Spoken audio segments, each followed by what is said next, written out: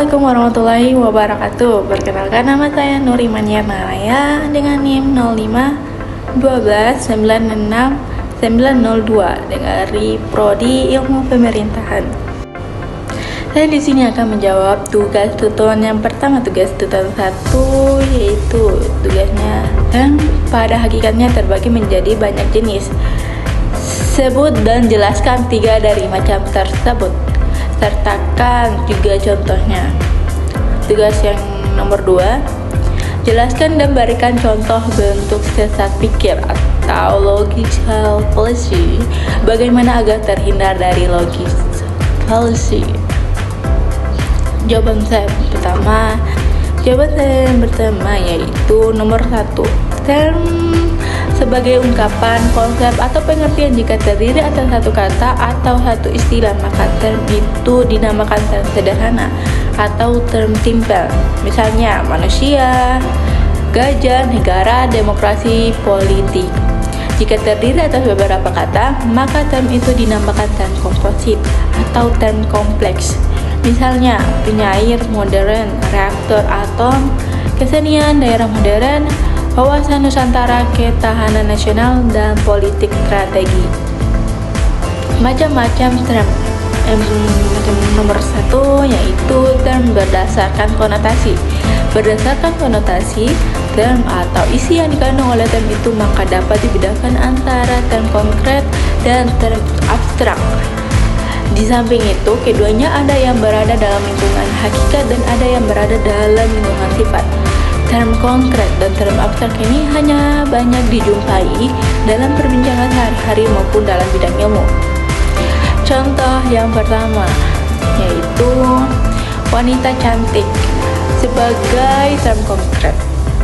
Jika melihat seorang wanita kemudian berkata wanita cantik, maka hal ini menunjukkan pada suatu realitas, yaitu wanita dengan sifat wajahnya yang cantik. Konsep atau pengertian yang terkandung dalam term wanita cantik ini konkret. Artinya dengan langsung memperlihatkan realitas sebagai subjek yang mempunyai diri. Perlu dijelaskan di sini bahwa pengertian diri menurut logika bukan sesuatu yang berjasad saja, tetapi yang tidak berjasad pun dapat disebut diri jika memiliki kepribadian dengan sifat-sifat tertentu. Misalnya negara. Negara ini tidak mempunyai jasad yang dapat ditangkap dengan panca indera. Selanjutnya diuraikan juga contoh tentang term kecantikan sebagai term abstrak dengan memberikan perhatian dan minat yang istimewa pada sifat cantik secara terpisah dari wanita yang disendirikan dan dipandang seolah-olah sebagai suatu substansial. Hal ini menunjuk sifat tanpa subjeknya yang merupakan salah satu ciri term abstrak. Macam term yang kedua yaitu berdasarkan predikmen. Predikmen yang dimaksud ialah cara beradanya sesuatu dalam menghadapi sesuatu yang masih asing dan ingin mengetahui lebih dalam lagi, maka pertama yang perlu ditempuh ialah mengadakan penguraian secara kategori. Hal ini merupakan proses penalaran yang pertama-tama ke arah pembentukan konsep atau pengertian yang lengkap. Penguraian secara kategori adalah pemerincian menurut cara beradanya sesuatu, yang pembagiannya ada 10 kategori. Perlu diketahui, term ada atau term yang ada adalah term transendental yang terdasar dan merupakan term yang paling luas himpunannya. Tidak ada term yang lebih luas dari term yang ada. Term ada selanjutnya dibagi dalam 2 macam, yaitu yang pertama, ada yang tidak terbatas yang mewujudkan sebuah term dan menunjuk suatu realita yang khas, yakni Tuhan. Yang kedua, ada yang terbatas atau adanya ciptaan yang mewujudkan genus pertama dan tertinggi, dapat dikatakan tentang banyak hal. Ada yang terbatas menunjuk setiap, ada yang tersusun dari es dan esensia. Berkat esnya lah maka ada tadi berada. Es menunjukkan prinsip eksistensi. Berkat esensianya lah Sesuatu ada yang terbatas adalah hanya sesuatu tertentu itu. Kucing, burung, manusia, dan lain-lain. Setiap esensia yang terbatas terdiri atas sebuah unsur dasar yang disebut substansi, predika mental, dan sejumlah unsur pelengkap yang disebut aksidensia fisik. Dengan istilah yang lain, sesuatu yang ada terbatas pasti ada unsur hakikat dan unsur sifat. Dua unsur ini berhubungan. Hakikat tanpa sifat tidak akan ada, dan sifat tanpa hakikat tidak akan terwujud, sehingga dinyatakan sesuatu yang ada terbatas. Ya, pasti ada unsur hakikat dan unsur sifat, atau menurut filsafat dinyatakan secara singkat terdiri atas substansi dan aksidensia. Yang pertama, satu, yaitu predikmen substansi, yakni hakikat terdapat dalam diri yang dapat berdiri sendiri. Yang kedua, yaitu predikamen aksidensia, yakni peserta jahat sebagai pemberi bentuk yang tidak dapat berdiri sendiri. Macam term yang ketiga, yaitu term berdasarkan predikabel. Predikabel yang dimaksud ialah cara menerangkan sesuatu. Term ditinjau menurut cara menjelaskannya atau cara menerangkannya. Hal ini juga berdasarkan term universal.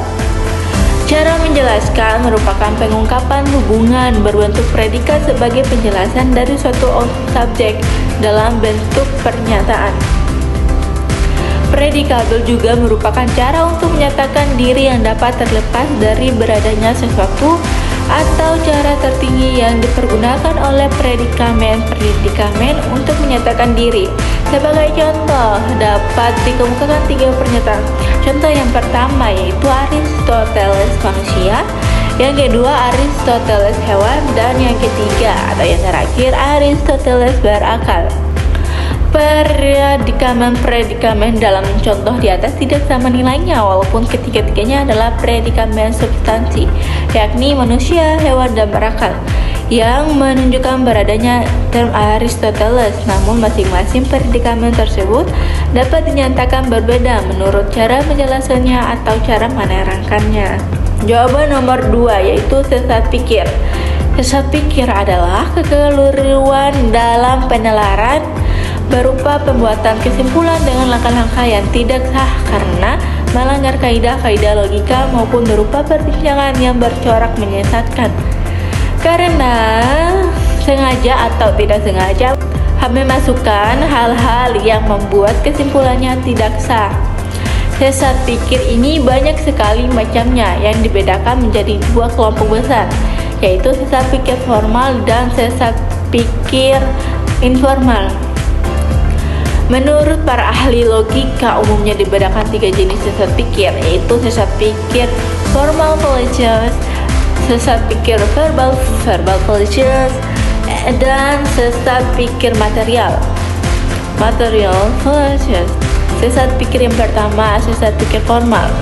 Sesat pikir formal adalah kekeliruan penalaran berdasarkan bentuk atau sering disebut sesat pikir menurut logika.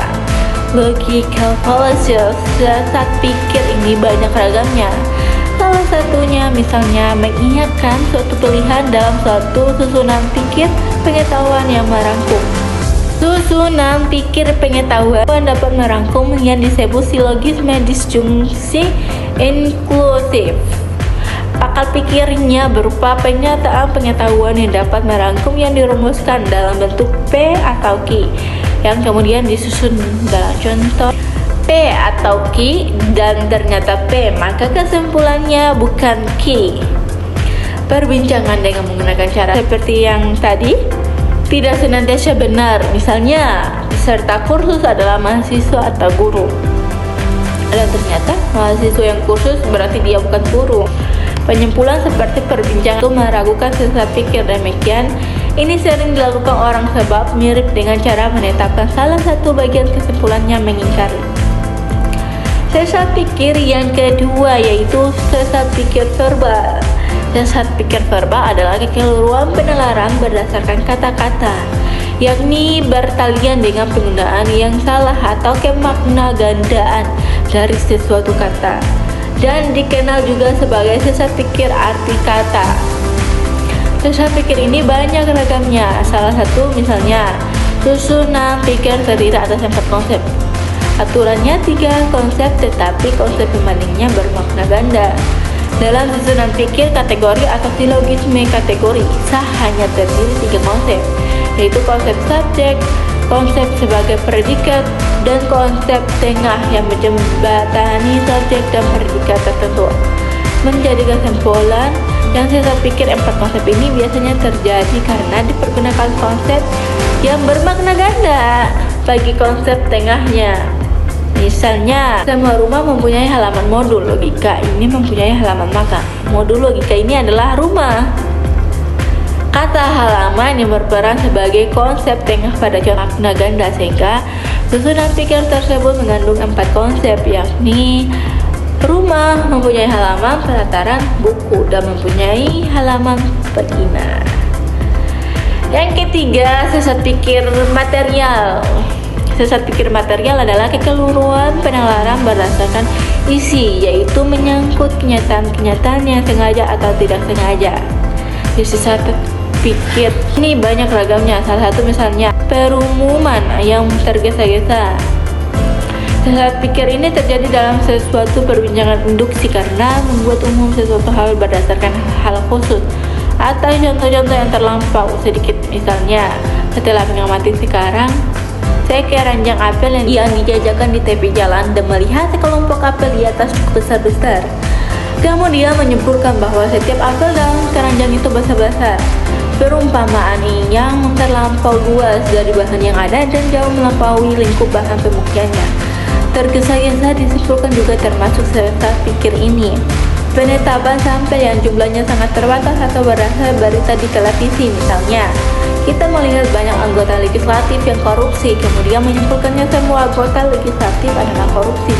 Dan melihat sampel yang salah dalam statistik dapat juga menjadi sebab terjadinya sesat pikir ini. Pernyataan seperti semua karyawan dan pejabat adalah koruptor. Kita dapat terhindar dari sesat pikir, yaitu dengan cara penalaran. Untuk mencapai suatu kebenaran harus berpegang pada suatu kaidah-kaidah logika, sehingga penalaran terhindar dari kesesatan berpikir dan mudah ditelusuri pangkal pikirnya. Kaidah-kaidah logika yang paling dasar yaitu prinsip penalaran. Prinsip penalaran, istilah prinsip sering diartikan dengan kaidah atau hukum-hukum. Adapun yang dimaksudkan adalah suatu pernyataan yang mengandung kebenaran universal, yaitu kebenarannya tidak terbatas oleh ruang dan waktu.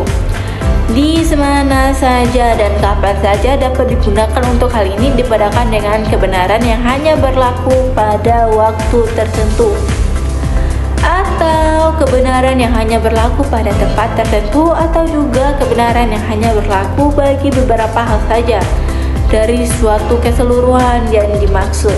Suatu prinsip jika tidak membutuhkan suatu pembuktian yang jelas dengan sendirinya karena terlalu sederhana, maka prinsip itu disebut dengan aksioma atau prinsip dasar. Dengan demikian, aksioma atau prinsip dasar dapat didefinisikan suatu pernyataan mengandung kebenaran universal yang kebenarannya itu sudah terbukti dengan cara sendirinya, atau dirumuskan juga suatu hal diterimanya sebagai kenyataan yang bersifat universal.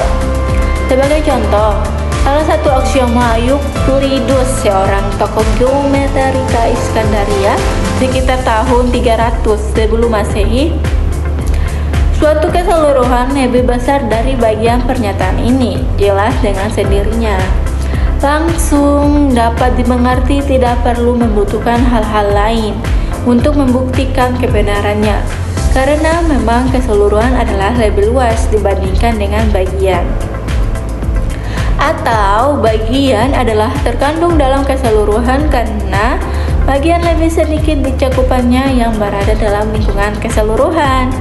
Sekian dan terima kasih dari saya.